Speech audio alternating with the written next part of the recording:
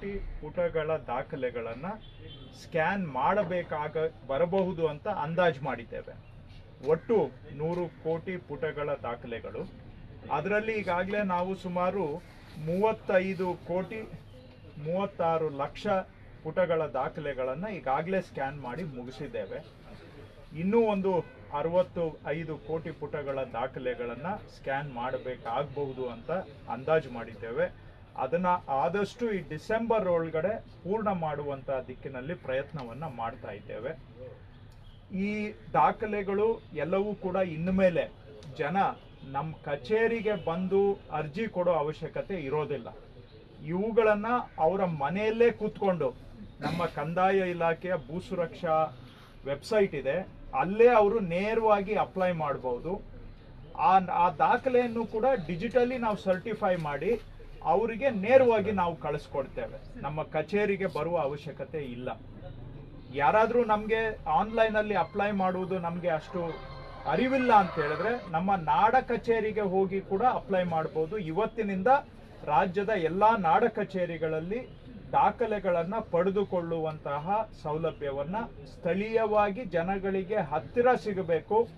ಜನ ದಾಖಲೆ ಹುಡುಕೊಂಡು ತಾಲೂಕು ಕೇಂದ್ರ ಸ್ಥಾನಕ್ಕೆ ಹೆಡ್ ಕ್ವಾರ್ಟರ್ಸ್ಗೆ ಬರೋ ಅವಶ್ಯಕತೆ ಇಲ್ಲ. ತಾಲೂಕು ಕಚೇರಿಗೆ ಬಂದು ಅಲಿಯುವಂಥ ಅವಶ್ಯಕತೆ ಇಲ್ಲ. ಅವರು ನಾಡ ಕಚೇರಿ ಮುಖಾಂತರನೇ ಅರ್ಜಿ ಸಲ್ಲಿಸಿ ಅಲ್ಲೇ ದಾಖಲೆಗಳನ್ನು ಪಡ್ಕೋಬಹುದು. ಫಸ್ಟ್ ಚಾಯ್ಸು ಅವರ ಮನೆಯಿಂದಾನೇ ಪಡ್ಕೊಳ್ಬೋದು. ಇಲ್ಲ ಮನೆಯಲ್ಲಿ ನಮಗೆ ಕಂಪ್ಯೂಟರಲ್ಲಿ ಅಪ್ಲೈ ಮಾಡೋದು ಗೊತ್ತಾಗೋದಿಲ್ಲ ಅಂತ ಹೇಳಿದ್ರೆ ತಾಲೂಕು ಕಚೇರಿಗೆ ಬರೋದು ಬೇಕಾಗಿಲ್ಲ, ಅವರು ನಾಡ ಕಚೇರಿಯಲ್ಲಿ ಅಪ್ಲೈ ಮಾಡಿ ದಾಖಲೆ ಪಡ್ಕೊಳ್ಬಹುದು. ಸೊ ಈ ಒಂದು ಕೆಲಸವನ್ನು ಈಗಾಗಲೇ ನಾವು ಚಾಲನೆ ಮಾಡಿದ್ದೇವೆ. ಎರಡನೇ ಹಂತದಲ್ಲಿ ಇದು ಬರೀ ತಹಶೀಲ್ದಾರ್ ಕಚೇರಿಗಳ ಸ್ಕ್ಯಾನಿಂಗ್ ಅಷ್ಟಕ್ಕೆ ಸೀಮಿತ ಆಗಬಾರ್ದು. ಈ AC ಆಫೀಸಲ್ಲಿ ಮತ್ತು DC ಆಫೀಸಲ್ಲಿ ಇರ್ತಕ್ಕಂಥ ದಾಖಲೆಗಳನ್ನು ಕೂಡ ಸ್ಕ್ಯಾನ್ ಮಾಡಬೇಕು ಅಂತೇಳಿ ಇವತ್ತು ರಾಜ್ಯದ ಅತ್ಯಂತ ಪ್ರಮುಖ ಅಂತ ಹೇಳಿದ್ರೆ ಬೆಂಗಳೂರು ಜಿಲ್ಲಾಧಿಕಾರಿಗಳ ಕಚೇರಿ. ಬೆಂಗಳೂರು ಜಿಲ್ಲಾಧಿಕಾರಿಗಳ ಕಚೇರಿಯಲ್ಲಿ DC ಆಫೀಸ್ದು records, special DC office records, ಇವುಗಳನ್ನು ಕೂಡ ಇವತ್ತಿನಿಂದ ನಾವು ಸ್ಕ್ಯಾನಿಂಗ್ ಅನ್ನು ಆರಂಭ ಮಾಡ್ತಾ ಇದ್ದೇವೆ ಇಲ್ಲಿ. ಸೊ ಇದು ಈ ಬ್ಯಾಂಗ್ಳೂರು DC ಆಫೀಸು ಒಂದರಲ್ಲೇ ಸುಮಾರು 1 ಕೋಟಿ ಪುಟಗಳ ದಾಖಲೆಗಳನ್ನು ಸ್ಕ್ಯಾನ್ ಮಾಡಬೇಕಾಗಬಹುದು ಅಂತ ಅಂದಾಜು ಮಾಡಿದ್ದಾರೆ ಜಿಲ್ಲಾಧಿಕಾರಿಗಳು. ಅವೆಲ್ಲವನ್ನು ಕೂಡ ಸ್ಕ್ಯಾನ್ ಮಾಡಿ ಈ ಹಳೆ ವ್ಯವಸ್ಥೆಯಲ್ಲಿ ಈ ರೀತಿಯಾಗಿ ನಾವು ದಾಖಲೆಗಳನ್ನು ಇಡ್ತೇವೆ. ಇದು ಕಾಲದಿಂದ ಕಾಲಕ್ಕೆ ಶಿಥಿಲ ಆಗುತ್ತೆ. ಈ ರೀತಿ ಇಡೋದ್ರಿಂದ ಆಧುನಿಕವಾಗಿ ಕಾಂಪ್ಯಾಕ್ಟರ್ಸ್ ಅಂತ ಬರ್ತದೆ, ಅದರಲ್ಲಿ ಜಾಗನೂ ಉಳಿತಾಯ ಆಗುತ್ತೆ, ದಾಖಲೆಗಳು ಹೆಚ್ಚಿನ ಕಾಲ ಬಾಳಿಕೆ ಬರುತ್ತೆ. ಸೊ ಇಲ್ಲಿ ಇರುವ ಹಳೆ ದಾಖಲೆಗಳನ್ನು ಸ್ಕ್ಯಾನ್ ಮಾಡಿ ಅವುಗಳನ್ನು ಆಧುನಿಕ ಸ್ಟೋರೇಜ್ ಸಾಧನ ಕಾಂಪ್ಯಾಕ್ಟರ್ ಮುಖಾಂತರ ಸಂರಕ್ಷಣೆ ಮಾಡೋದಕ್ಕೆ ನಮ್ಮ ಪ್ರಧಾನ ಕಾರ್ಯದರ್ಶಿಗಳು ನಾವು ನಮ್ಮ ಇಲಾಖೆಯಿಂದ 5 ಕೋಟಿ ರೂಪಾಯಿಯನ್ನು ಬ್ಯಾಂಗ್ಳೂರು ಜಿಲ್ಲಾಧಿಕಾರಿಗಳ ಕಚೇರಿಯ ಜಿಲ್ಲಾಧಿಕಾರಿಗಳ ರೆಕಾರ್ಡ್ ರೂಮ್ ಸಂಪೂರ್ಣ ಆಧುನೀಕರಣ ಮಾಡರ್ನೈಸೇಷನ್ಗೆ 5 ಕೋಟಿ ರೂಪಾಯಿ ವೆಚ್ಚದಲ್ಲಿ ತೆಗೆದುಕೊಂಡಿದ್ದೇವೆ. ಸೊ ಇಲ್ಲಿ ಏನೆಲ್ಲ ದಾಖಲೆಗಳನ್ನು ನಾವು ಸ್ಕ್ಯಾನ್ ಮಾಡ್ತೇವೆ, ಒಂದು ಅವು ಶಿಥಿಲ ಆಗೋದನ್ನ ತಡೆಗಟ್ಟಬಹುದು, ಶಾಶ್ವತವಾಗಿ ಸಂರಕ್ಷಣೆ ಮಾಡ್ಬೋದು. ಎರಡನೇದು ಈ ಕಡತ ಸಿಗಲಿಲ್ಲ ಅಂತ ಹೇಳುವಂತಹದ್ದು, ಕಡತ ಕಳೆದೋಯ್ತು ಅಂತ ಹೇಳುವಂತಹದ್ದು, ಅಥವಾ ಇಲ್ಲಿರೋ ಕಡತನ ತಗೊಂಡೋಗಿ ಎಲ್ಲೋ ಇಟ್ಬಿಟ್ಟು ಇದ್ರೂ ಕೂಡ ಇಲ್ಲ ಅಂತ ಹೇಳುವಂತಹದ್ದು. ಆಮೇಲೆ ಯಾರೋ ಮಧ್ಯವರ್ತಿಗಳನ್ನ ಇಟ್ಕೊಂಡ್ರೆ ಮಾತ್ರ ಅವರು ಹುಡುಕಿ ಕೊಡ್ತಾರೆ. ಇವೆಲ್ಲದಕ್ಕೂ ಕಡಿವಾಣ ಹಾಕಿ ಸ್ಕ್ಯಾನ್ ಮಾಡಿದಂತ ಎಲ್ಲಾ ದಾಖಲೆಗಳನ್ನ ಜನಗಳ ಬೆರಳು ತುದಿ ಫಿಂಗರ್ ಟಿಪ್ಸ್ ಅಲ್ಲಿ ಆನ್ಲೈನ್ ಅಲ್ಲಿ ನೇರವಾಗಿ ಪಡ್ಕೊಳ್ಬಹುದು. ಆ ರೀತಿಯ ಸೌಲಭ್ಯವನ್ನ ಮಾಡಿಕೊಡೋದು ಕೂಡ ಇದರ ಉದ್ದೇಶ ಆಗಿದೆ. ಬರೀ ಸ್ಕ್ಯಾನ್ ಮಾಡೋದ್ರಿಂದ ಸಂರಕ್ಷಣೆ ಆಗುತ್ತೆ ಅಂತಲ್ಲ, ಜನ ಇವತ್ತು ದಾಖಲೆ ಹುಡುಕ್ಲಿಕ್ಕೆ ಬಹಳ ಹರಸಾಹಸ ಮಾಡ್ತಾ ಇದ್ದಾರೆ. ಸೊ ಜನಗಳಿಗೆ ಅವರ ಜಮೀನಿಗೆ ಸಂಬಂಧಪಟ್ಟಂತ ದಾಖಲೆಗಳು ಸಲೀಸಾಗಿ ಸಿಗಬೇಕು ಅನ್ನೋದು ನಮ್ಮ ಉದ್ದೇಶ. ಇದರಲ್ಲಿ A and B ಕ್ಯಾಟಗರಿ ಅಂತ ಮಾಡ್ತೇವೆ. ಯಾವುದೇ ಮೂಲ ದಾಖಲೆ, ಎಸ್ಪೆಷಲಿ ಮಂಜೂರಾತಿ ಅಥವಾ ಶಾಶ್ವತವಾಗಿ ಇಡಬೇಕಾದಂತಹ ದಾಖಲೆಗಳು, ಅದರಲ್ಲಿ ಜಮೀನಿಗೆ ಸಂಬಂಧಪಟ್ಟಂತ ಪ್ರಮುಖ ದಾಖಲೆಗಳು ಅಂತ ಹೇಳ್ಬೋದು. ಕರೆಸ್ಪಾಂಡೆನ್ಸ್ ಇದ್ರೆ ಅವೆಲ್ಲ 5 ವರ್ಷ ಅಷ್ಟೇ ಇಡಬೇಕು ಅಂತ ಕಾನೂನು ಹೇಳುತ್ತೆ. 5 ವರ್ಷ ಇಡಬೇಕಾದಂತಹ ದಾಖಲೆಗಳನ್ನ ನಾವು ಸ್ಕ್ಯಾನ್ ಮಾಡೋದಿಲ್ಲ. 10 ವರ್ಷ ಇಡಬೇಕು ಅಂತ ಯಾವ್ಯಾವ ದಾಖಲೆಗಳ ಬಗ್ಗೆ ಕಾನೂನಿದೆ ಅಂತಹ 10 ವರ್ಷಕ್ಕಿಂತ ಮೇಲ್ಪಟ್ಟು 10 ವರ್ಷಕ್ಕೆ ಕೆಲವು ನಿಗದಿ ಮಾಡಿದ್ದಾರೆ, ಕೆಲವು ದಾಖಲೆಗಳು 30 ವರ್ಷ ನಾವು ಇಟ್ಕೋಬೇಕು ಅಂತ ಹೇಳಿದ್ದಾರೆ, ಇನ್ ಕೆಲವು ಶಾಶ್ವತ ದಾಖಲೆಗಳಿದಾವೆ. ಸೊ ಈ 30 ವರ್ಷ ಇಡಬೇಕಾದಂತಹದ್ದು, ಶಾಶ್ವತ ಇಡಬೇಕಾದಂತ ಎಲ್ಲಾ ದಾಖಲೆಗಳು ಅಂದ್ರೆ ಅಲ್ಲಿಗೆ ಉಳಿಯೋದು ಯಾವುದು ಅಂದ್ರೆ ಈ ಕರೆಸ್ಪಾಂಡೆನ್ಸ್ ಇರೋದನ್ನ ನಾವು ಹೆಚ್ಚಿಗೆ ಅದ್ರ ಕಡೆ ಗಮನ ಕೊಡೋದಿಲ್ಲ. ಅದರ ಜಮೀನಿನ ಮಾಲೀಕತ್ವಕ್ಕೆ ಸಂಬಂಧಪಟ್ಟಂತಹ ಕನ್ವರ್ಷನ್ ಇರ್ಬೋದು, ಗ್ರಾಂಟ್ ಸರ್ಟಿಫಿಕೇಟ್ಸ್ ಇರ್ಬೋದು, ಗ್ರಾಂಟ್ ಆರ್ಡರ್ಸ್ ಇರ್ಬೋದು, ಇಂಥ ಎಲ್ಲ ದಾಖಲೆಗಳನ್ನ ಸ್ಕ್ಯಾನ್ ಮಾಡಿ ಜನ ಆ ಪಡ್ಕೊಳ್ಳೋದಿಕ್ಕೆ, ಸರ್ಟಿಫೈಡ್ ಕಾಪಿ ಪಡ್ಕೊಳ್ಳೋದಿಕ್ಕೆ ನಮ್ಮ ಕಚೇರಿಗಳಿಗೆ ಅಲಿಯೋದ್ರ ಬದಲಿಗೆ ನಮ್ಮ ಎಂಟೈರ್ ರೆಕಾರ್ಡ್ ರೂಮ್ ಅನ್ನ ಅವರ ಬೆರಳ ತುದಿಯಲ್ಲಿ ಜನಗಳಿಗೆ ಸಮರ್ಪಣೆ ಮಾಡಬೇಕು. ಇದು ನಮ್ಮ ಗುರಿ. ಜನ ಅನಗತ್ಯವಾಗಿ ನಮ್ಮ ಕಚೇರಿಗಳಿಗೆ ಅಲಿಯೋದು, ಮಧ್ಯವರ್ತಿಗಳಿಗೆ ಹಣ ಕೊಡುವಂತಹದ್ದು, ಇದಕ್ಕೆ ಕಡಿವಾಣ ಹಾಕಿ ಜನಗಳಿಗೆ ಸಿಗಬೇಕಾದಂತ ಸೌಲಭ್ಯ ಸರಳವಾಗಿ, ಸುಲಲಿತವಾಗಿ, ಯಾವುದೇ ತೊಂದರೆ ಇಲ್ಲದೆ ಜನಗಳಿಗೆ ಸಿಗಬೇಕು. ಇದು ಭೂಸುರಕ್ಷಾ ಯೋಜನೆ ಗುರಿ.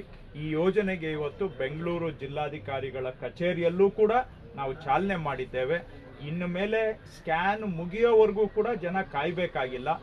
ಅವರು ಯಾವ್ದು ದಾಖಲೆ ಅಪ್ಲೈ ಮಾಡ್ತಾರೆ ಅದನ್ನೇ ನಾವು ಫಸ್ಟ್ ಸ್ಕ್ಯಾನ್ ಮಾಡಿಬಿಟ್ಟು ಅವ್ರಿಗೆ ಡಿಜಿಟಲ್ ಆಗೇ ಕೊಡ್ತೇವೆ. ಸೊ ನಾವು ಈ ಸ್ಕ್ಯಾನಿಂಗ್ ಮುಗಿಯೋವರೆಗೂ ಜನ ಏನ್ ಕಾಯ್ಬೇಕಾಗಿಲ್ಲ. ಯಾವುದೇ ದಾಖಲೆ ಬೇಕಾದರೂ ಕೂಡ ಅದನ್ನ ಅವರು ಆನ್ಲೈನ್ ಅಲ್ಲಿ ಸೆಲೆಕ್ಟ್ ಮಾಡಿದ್ರೆ ಅದನ್ನ ನಾವು ಸ್ಕ್ಯಾನ್ ಮಾಡಿ ಡಿಜಿಟಲಿ ಸರ್ಟಿಫೈ ಮಾಡಿ ಒದಗಿಸುವಂತ ಕೆಲಸ. ಬೆಂಗಳೂರು DC ಆಫೀಸ್ ಒಂದೇ ಮಾಡರ್ನೈಸೇಷನ್ ಮಾಡಲಿಕ್ಕೆ ಸುಮಾರು 5 ಕೋಟಿ ರೂಪಾಯಿ ಬೇಕಾಗಬಹುದು ಅಂತ ಅಂದಾಜು ಮಾಡಲಾಗಿದೆ. ಈಗಾಗಲೇ ಅದಕ್ಕೆ ನಾವು ಸ್ವಲ್ಪ ಹಣವನ್ನು ಒದಗಿಸಿಕೊಟ್ಟಿದ್ದೇವೆ. ಬ್ಯಾಲೆನ್ಸ್ ಹಣವನ್ನು ಒದಗಿಸಿಕೊಟ್ಟು ಆಧುನೀಕರಣ ಮಾಡಿ ಇದನ್ನ ಜನಗಳಿಗೆ ಸಮರ್ಪಣೆ ಮಾಡುವುದು ನಮ್ಮ ಉದ್ದೇಶ. ಸಚಿವಾಗಿ ಡಿಜಿಟಲೀಕರಣ ಅನ್ನುವಂತಹ ಸಮಯದಲ್ಲಿ ಒಂದು ಪ್ರಶ್ನೆ ಎದ್ದೇಳುತ್ತೆ ಸರ್, ಯಾರ್ದೋ ಡಾಕ್ಯುಮೆಂಟ್ ಇನ್ ಕೇಸ್ ಯಾರಾದ್ರೂ ಡೌನ್ಲೋಡ್ ಮಾಡ್ಕೊಂಡ್ಬಿಟ್ರೆ ಅಂದ್ರೆ ಬೇರೆ ಬೇರೆ ಪತ್ರಗಳೇ ಇದಾಗುವಂತಹ ಸಮಯದಲ್ಲಿ ಇದು ದುರುಪಯೋಗ ಆಗಲ್ವಾ ಅನ್ನುವಂತ ಇಲ್ಲ. ಇದು ನಾವು ದಾಖಲೆಯಲ್ಲಿ ನಮ್ಮ ಕಡತದಲ್ಲಿ ಏನಿದೆ ಅದನ್ನ ಸರ್ಟಿಫೈಡ್ ಕಾಪಿ ಕೊಡ್ತೀವಿ ಅಷ್ಟೇ. ಸೊ ಸರ್ಟಿಫೈಡ್ ಕಾಪಿ ಅಷ್ಟೇ ನಾವು ಇಶ್ಯೂ ಮಾಡ್ತೇವೆ. ಸೊ ಇದರಿಂದ ಏನು ತೊಂದರೆ ಆಗೋದಿಲ್ಲ. ಆದರೆ ಒಂದು ಬಾರಿ ಸ್ಕ್ಯಾನಿಂಗ್ ಮಾಡೋದ್ರಿಂದ ಇನ್ನು ಮುಂದೆ ಯಾರು ಕೂಡ ದಾಖಲೆಗಳನ್ನ ತಿದ್ದೋದಕ್ಕೆ ಅವಕಾಶ ಇಲ್ಲ. ಇಷ್ಟು ದಿನ ಬೆಂಗಳೂರು ಸುತ್ತಮುತ್ತ ಅನೇಕ ದಾಖಲೆಗಳನ್ನ ತಿದ್ದಿ, ಫೋರ್ಜರಿ ಮಾಡಿ, ನಕಲಿ ಮಾಡಿ, ಬೋಗಸ್ ಎಂಟ್ರಿಗಳನ್ನ ಮಾಡಿಬಿಟ್ಟಿದ್ದಾರೆ. ಈಗಾಗಲೇ ಒಂದಲ್ಲ ಸಾವಿರಾರು ಪ್ರಕರಣದಲ್ಲಿ ಅನಾಹುತ ಆಗಿ ಹೋಗಿದೆ.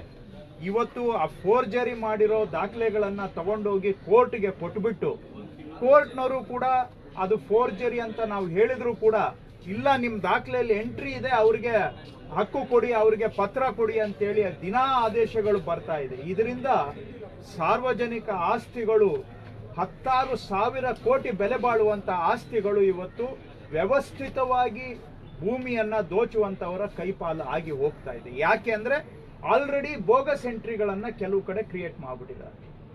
ಈಗ ಆಗಿರೋ ಅನಾಹುತ ಆಗೋಗಿದೆ. ಇನ್ನು ಮುಂದೆ ಈಗ ನಾವು ಸ್ಕ್ಯಾನಿಂಗ್ ಮಾಡಿಬಿಟ್ರೆ ಇನ್ನು ಮುಂದೆ ಯಾರು ಕೂಡ ನಕಲಿ ಎಂಟ್ರಿಗಳನ್ನ ಮಾಡಕ್ ಆಗೋದಿಲ್ಲ, ತಿದ್ದಕ್ಕಾಗೋದಿಲ್ಲ, ಬೋಗಸ್ ಮಾಡೋಕ್ಕಾಗೋದಿಲ್ಲ. ಆ ಒಂದು ದಂಧೆಗೂ ಕೂಡ ಈ ಸ್ಕ್ಯಾನಿಂಗ್ ಮಾಡೋದರ ಮುಖಾಂತರ ನಾವು ಕಡಿವಾಣವನ್ನ ಹಾಕ್ತಾ ಇದ್ದೇವೆ. ಈಗಾಗಲೇ ಹಿಂದೆ ಏನು ನಕಲಿ ಮಾಡಿದ್ದಾರೆ ಅದರಿಂದ ಇವತ್ತಿಗೂ ದುರಂತಗಳು ನಡೀತಾ ಇದ್ದಾವೆ. ನಾವು ಎಷ್ಟೇ ಹೋರಾಟ ಮಾಡಿದ್ರೂ ಕೂಡ ನ್ಯಾಯಾಲಯಗಳಲ್ಲೂ ಕೂಡ ನಿಮ್ ದಾಖಲೆಯಲ್ಲಿ ಎಂಟ್ರಿ ಇದೆ, ಹಾಗಾಗಿ ಅವರಿಗೆ ನೀವು ಪಾಣಿ ಮಾಡ್ಕೊಡ್ರಿ ಅಂತ ಆದೇಶಗಳು. ಈಗ ಆಲ್ರೆಡಿ ಆಗಿರೋ ತಪ್ಪು ಹೇಗೆ ಸರಿಪಡಿಸ್ತೀರಾ? ಈಗಾಗಲೇ ಬೋಕಸ್ ಆಗಿದೆ. ಅವಾಗ ತಪ್ಪಾಗ್ತಾ ಇದ್ದಾಗ ಯಾರನ್ನ ಯಾಕೆ ಕೇಳಲಿಲ್ಲ? ಆವಾಗ ಏನ್ ಮಾಡ್ತಾ ಇದ್ರಿ ಅಂತ ಇವತ್ತು ನಮ್ಗೆ ಕೇಳುವಂತ ಪ್ರಶ್ನೆ. ಆವತ್ತು ನಕಲಿ ಅವ್ಯಾವತವಾಗಿ ನಡೀತಾ ಇತ್ತಲ್ಲ, ಆವಾಗ ಯಾಕೆ ಯಾರು ಜಾಗೃತರಾಗ್ಲಿಲ್ಲ? ಈ ಸ್ಕ್ಯಾನಿಂಗು 20 ವರ್ಷ ಹಿಂದೆ ಆಗ್ಬೇಕಾಗಿತ್ತು, ಆವತ್ತು ಯಾಕೆ ಮಾಡ್ಲಿಲ್ಲ? ಆದ್ರೂ ಕೂಡ ಹಾಗಂತೇಳಿ ನಾನು ಹಿಂದೆ ಆಗಿರುವ ನಕಲಿಯನ್ನ ನಾವೇನು ಸುಮ್ಮನೆ ಕೈ ಕೊಟ್ಟಿ ಕೂತು ಸೋಲನ್ನ ಒಪ್ಪೋದಿಲ್ಲ ನಾವು.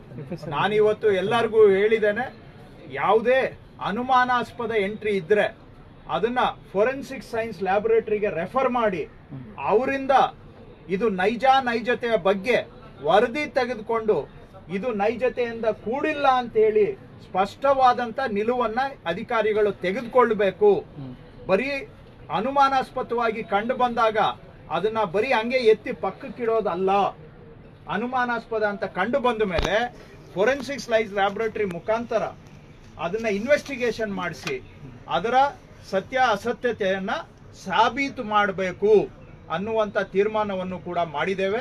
ಅದಕ್ಕೆ ಇನ್ಮೇಲೆ ಹೆಚ್ಚಿನ ದಾಖಲೆಗಳು ನಮಗೆ ಅನುಮಾನ ಬಂದ್ರೆ ಅದನ್ನ FSLಗೆ ಸ್ಟಡಿ ಮಾಡಿಸೋದಕ್ಕೆ ಅದಕ್ಕೆ ಫಂಡ್ ಅನ್ನು ಕೂಡ ನಾವು ಒಂದು ಅಕೌಂಟ್ ಅನ್ನ ಕ್ರಿಯೇಟ್ ಮಾಡಿ ನಮ್ಮ ಕಡೆಯಿಂದಾನೇ ದುಡ್ಡು ಕೊಟ್ಟು ಅದು ಖರ್ಚಾದ್ರೂ ಪರವಾಗಿಲ್ಲ ಅದನ್ನ FSLಗೆ ರೆಫರ್ ಮಾಡಿ ಎಂಪ್ಯಾನಲ್ಡ್ ಲ್ಯಾಬೊರೇಟರೀಸ್ ಇದಾವೆ ಅವುಗಳ ಅಂದ್ರೆ ಅಕ್ರೆಡಿಟೆಡ್ ಲ್ಯಾಬೊರೇಟರೀಸ್ ಅವುಗಳ ಮುಖಾಂತರ ಇದನ್ನ ನಾವು ನೈಜತೆಯನ್ನು ಕೂಡ ಪರಿಶೀಲನೆ ಮಾಡ್ತೇವೆ.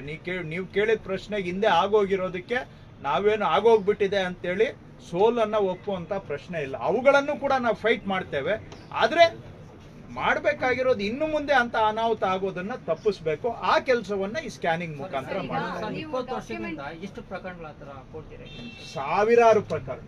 ನಾನು ಇಲಾಖೆ ಮಂತ್ರಿಯಾಗಿ ಹೇಳಲಿಕ್ಕೆ ನೋವಾಗುತ್ತೆ. ಆದ್ರೆ ನಮ್ಮ ಕಣ್ಣು ಮುಂದೆ ನಾವು ದಿನನಿತ್ಯ ನೋಡ್ತಾ ಇದ್ದೇವೆ. ಸಾವಿರಾರು ಪ್ರಕರಣದಲ್ಲಿ ದಾಖಲೆಗಳನ್ನ ತಿದ್ದಿದ್ದಾರೆ. ಇದರ ಮೌಲ್ಯ ಎಷ್ಟು ಅಂದ್ರೆ 16,000 ಕೋಟಿ ಆಗುತ್ತೆ. ಹೇಳಿದ್ರೆ ನೀವ್ ಹೇಳ್ತೀರಾ ಓ ಏನು ಮಿನಿಸ್ಟರ್ ಹಿಂಗ್ ಹೇಳ್ಬಿಟ್ರು ಅಂತ. ಆದ್ರೆ ಇದು ಸತ್ಯ ನಡೆದಿರೋದು. ಅವುಗಳನ್ನೆಲ್ಲ ನಾವ್ ಇವತ್ತು ಕೋರ್ಟ್ ಅಲ್ಲಿ ಒಂದೊಂದು ಫೈಟ್ ಮಾಡಿ ಮಾಡಿ ಆ ಕೇಸ್ಗಳಲ್ಲಿ ಎಲ್ಲ ಕೋರ್ಟ್ ಅಲ್ಲಿ ಆದೇಶಗಳು ನಮ್ಮ ವಿರುದ್ಧ ಹೋಗ್ತಾ ಇದ್ದಾವೆ. ನಾವು ಫೈಟ್ ಮಾಡಿದ್ರು ಕೂಡ ನಾವು ಅಲ್ಲಿ ಕೋರ್ಟ್ ನಲ್ಲಿ ಗೆಲ್ಲೋದಕ್ಕೆ ಆಗ್ತಾ ಇಲ್ಲ. ಯಾಕೆಂದ್ರೆ ಯಾರೋ ಒಬ್ರು ನಕಲಿ ಎಂಟ್ರಿ ಮಾಡ್ಬಿಟ್ಟಿದ್ದಾರೆ. ಹಿಂದೆ ಇರೋರು ಅಧಿಕಾರಿಗಳೇ ಶಾಮೀಲಾಗಿ ಮಾಡಿರೋದು, ಬೇರೆಯವರಲ್ಲ.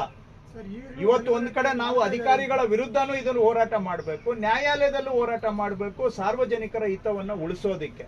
ಆ ಒಂದು ಪರಿಸ್ಥಿತಿಯಲ್ಲಿ ನಾವಿದ್ದೇವೆ. ಅಲ್ಲಿ ಸುಮಾರು ಕೇಸಲ್ಲಿ ನಾವು ಸೋತಿರ್ಬೋದು, ಆದ್ರೂ ಕೂಡ ಬಿಡೋದಿಲ್ಲ. ಎಲ್ಲಾ ಕೇಸಲ್ಲೂ ಫೈಟ್ ಮಾಡ್ತೇವೆ, ಸುಪ್ರೀಂ ಕೋರ್ಟ್ ವರೆಗೂ ಫೈಟ್ ಮಾಡ್ತೇವೆ. ಅಂತ ಬೋಗಸ್ ದಾಖಲೆಗಳು ಅಂತ ನಾವು ಕಂಡು ಬಂದಲ್ಲಿ, ಇದು ಫಾಲ್ಸು ಫ್ರಾಡ್ ಆಗಿದೆ ಅಂತ ಕಂಡು ಬಂದಲ್ಲಿ ಒಂದು ಹಂತದಲ್ಲಿ ನಾವು ವಿಫಲರಾದ್ರೂ ಪರವಾಗಿಲ್ಲ, ಮೇಲೆ ಸುಪ್ರೀಂ ಕೋರ್ಟ್ ವರೆಗೂ ಅಂತ ಕೇಸುಗಳನ್ನ ಫೈಟ್ ಮಾಡ್ತೇವೆ. ಎಷ್ಟು ಖರ್ಚಾದ್ರೂ ಪರವಾಗಿಲ್ಲ, ನಾವು ತೀರ್ಮಾನ ಮಾಡಿದೀವಿ. ಈ ವಿಷಯದಲ್ಲಿ ಎಲ್ಲೇ ಒಂದು ಹಂತದ ನ್ಯಾಯಾಲಯದಲ್ಲಿ ನಮಗೆ ಸೆಟ್ ಬ್ಯಾಕ್ ಆದ್ರೂ ಪರವಾಗಿಲ್ಲ, ಲಾಸ್ಟ್ ವರ್ಗೂ ನಾವು ಫೈಟ್ ಮಾಡ್ತೀವಿ. ಸರ್, AC ಮತ್ತೆ DC ಆಫೀಸಲ್ಲಿ ಪ್ರಾರಂಭಕ್ಕೆ ಇವತ್ತು ಚಾಲನೆ ಕೊಟ್ಟಿದ್ದೀರಾ ರೆಕಾರ್ಡ್ ಸ್ಕ್ಯಾನ್ ಮಾಡಕ್ಕೆ. ಇದಕ್ಕೇನು ಟೈಮ್ ಲೈನ್ ಇದೆಯಾ? ಇಡೀ ಸ್ಟೇಟ್ ನಾವು ಇಡೀ ಸ್ಟೇಟ್ ಅನ್ನ ಈಗ ತಾಲೂಕು ಆಫೀಸುಗಳನ್ನ ಡಿಸೆಂಬರ್ಗೆ ಮುಗಿಸ್ಬೇಕು. ರಾಜ್ಯದ ಎಲ್ಲಾ ACTC ಆಫೀಸುಗಳನ್ನ ನೆಕ್ಸ್ಟ್ ಮಾರ್ಚ್ಗೆ ಮುಗಿಸ್ಬೇಕು ಅಂತ ಟಾರ್ಗೆಟ್ ಇಟ್ಕೊಂಡಿದ್ದೇವೆ. ಟಾರ್ಗೆಟ್ ಇಲ್ಲದೆ ನಾವು ಇದನ್ನ ಒಂಥರ ಏನ್ ಹೇಳ್ತಾರೆ ಓಪನ್ ಎಂಡೆಡ್ ಆಗಿ ಮಾಡಕ್ ಹೋದ್ರೆ ಬಹುಶಃ ನನ್ನಂತವ್ರು ಇನ್ನ 4 ಜನ ಬಂದ್ರು ಮುಗಿಯಲ್ಲ. ಸೊ ಅದಕ್ಕೆ ಒಂದು ಡೆಡ್ ಲೈನ್ ಇಟ್ಕೊಂಡು ಡೌನ್ಲೋಡ್ ಮಾಡುವಂತ ಸಮಯದಲ್ಲಿ ಅವರು ಅವರ ಖಾತೆ ನಂಬರು ಆ ಥರದ್ದು ಏನಾದರೂ ಅಪ್ಲೈ ಮಾಡಬೇಕಾದ್ರೆ ಅಥವಾ ನೇರವಾಗಿ ಏನಾದರೂ ಇಲ್ಲ, ಅವ್ರು ಯಾವ್ದು ಬೇಕಾದ್ರೂ ಪಡ್ಕೊಳ್ಬಹುದು. ಯಾಕೆಂದ್ರೆ 20 ವರ್ಷಕ್ಕಿಂತ ಹಳೇದು ಇರುವಂತ ದಾಖಲೆಗೆ ಮಾಲೀಕತ್ವ ಅದೆಲ್ಲ ನಾವು ಕೇಳಬೇಕಾಗತ್ತೆ. ಈಗ ನಾವು ಅವರು ಆನ್ಲೈನ್ ಅಲ್ಲಿ ಸರ್ಟಿಫೈಡ್ ಕಾಪಿ ಪಡ್ಕೊಳ್ಳೋಕೆ ನಾವು ಯಾವುದು ಕಂಡೀಷನ್ ಆಗ್ತಾ ಇಲ್ಲ. ನಿಮ್ಮದೇ ಆಸ್ತಿ ಅಂತ ನಾವು ಕೇಳಲಿಕ್ಕೆ ಆಗೋದಿಲ್ಲ, ಅವರು ನಮ್ಮದೇ ಆಸ್ತಿ ಅಂತ ಅವ್ರು ಪ್ರೂವ್ ಮಾಡ್ಲಿಕ್ಕೂ ಆಗೋದಿಲ್ಲ. ಈಗ ನಂದು ಆಸ್ತಿ ಇರ್ಬೋದು, ನೀವು ಕೊಂಡ್ಕೊಳ್ಳೋರು ಇರ್ಬೋದು. ಕೊಂಡ್ಕೊಳ್ಳೋದಕ್ಕೆ ಮೊದಲು ನನ್ನ ಆಸ್ತಿಯ ಮಾಲೀಕತ್ವದ ನೈಜತೆ ನಿಮಗೆ ಖಾತ್ರಿ ಆಗಬೇಕು. ಸೊ ನೀವು ಕೇಳಿದ್ರು ಕೂಡ ನಾನು ಕೊಡಬೇಕಾಗತ್ತೆ. ಸೊ ಆ ರೀತಿಯಾಗಿ ನಿಮ್ಮದೇ ಆಸ್ತಿ ಅಂತ ನಾವು ಇನ್ಸಿಸ್ಟ್ ಮಾಡೋಕ್ಕೆ ಆಗೋದಿಲ್ಲ. ಕೆಲವರು ಲಾಯರ್ಸು ಈಗ ಖರೀದಿದಾರರ ಪರವಾಗಿ ಲಾಯರ್ಗಳು ದಾಖಲೆಗಳನ್ನ ವೆರಿಫೈ ಮಾಡ್ತಾರೆ, ಸತ್ಯಾಸತ್ಯತೆಯನ್ನ. ಸೊ ಆ ಲಾಯರ್ಗೂ ಕೂಡ ಪಡ್ಕೊಳ್ಳೋದಿಕ್ಕೆ ಹಕ್ಕನ್ನ ಇದ್ದೇ ಇರುತ್ತೆ. ಅದನ್ನ ಅವ್ರ ಮೂಲ ದಾಖಲೆ ಸಿಕ್ಕಿದ್ರೆ ತಾನೇ ನನ್ನ ಮಾಲೀಕತ್ವದ ನೈಜತೆಯನ್ನ ಯಾರಾದ್ರೂ ಲಾಯರು ಇಲ್ಲ ಈ ಜಮೀನು ಖರೀದಿ ಮಾಡಬಹುದು ಅಂತ ಅವರು ಅಭಿಪ್ರಾಯ ಕೊಡ್ಬೇಕಾದ್ರೆ ಮೂಲ ದಾಖಲೆಗಳನ್ನ ಪರಿಶೀಲನೆ ಮಾಡಿದ ನಂತರನೇ ಅವರು ಒಪಿನಿಯನ್ ಕೊಡಕ್ಕಾಗುತ್ತೆ. ಹಾಗಾಗಿ ಸೊ ಇದನ್ನ ನಾವು ಅವರು ಎಲ್ಲರಿಗೂ ಕೂಡ ಯಾರೇ ಕೇಳಿದ್ರು ಒದಗಿಸ್ಕೊಡ್ಬೇಕಾಗುತ್ತೆ.